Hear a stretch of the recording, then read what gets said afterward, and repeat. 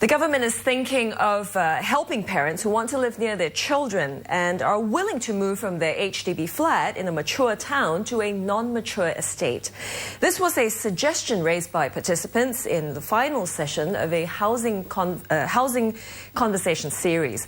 It comes as a survey found that a large majority of Singaporeans still value living close to their parents even though they're married. And more than 2,000 Singaporeans were involved in the door-to-door survey by the Ministry of National Development. A survey found that many Singaporeans want to live near their parents or children.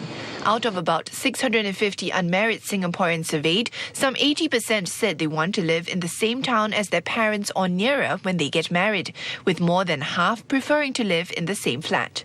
But in reality, not many have been able to do so. Out of about 670 married Singaporeans, 53% currently live in the same town as their parents or nearer, with just over a third living in the same flat. At a discussion on Tuesday night, National Development Minister Khaw noted living near each other is easier for those in non-mature estates, as there is more land to build new flats. But this is different for those living in mature estates where land is limited.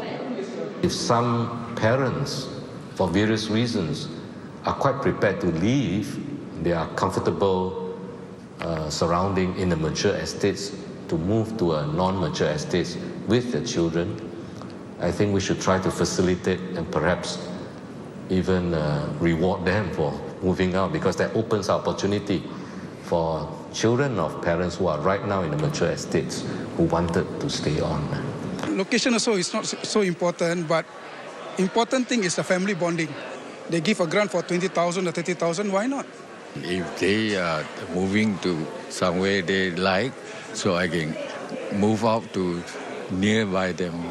But Mr. Khaw noted that there are still some possibilities in mature towns, and one way is through the selective en bloc redevelopment scheme, like the one that was recently announced for Queenstown. The footprint, the land, is large enough for us eventually to build many more than the 3,000 or 4,000 flats who have to give way. So what it means is we will still be able to have surplus, a few thousand units, which can then open up possibility of children, of parents living nearby to move in.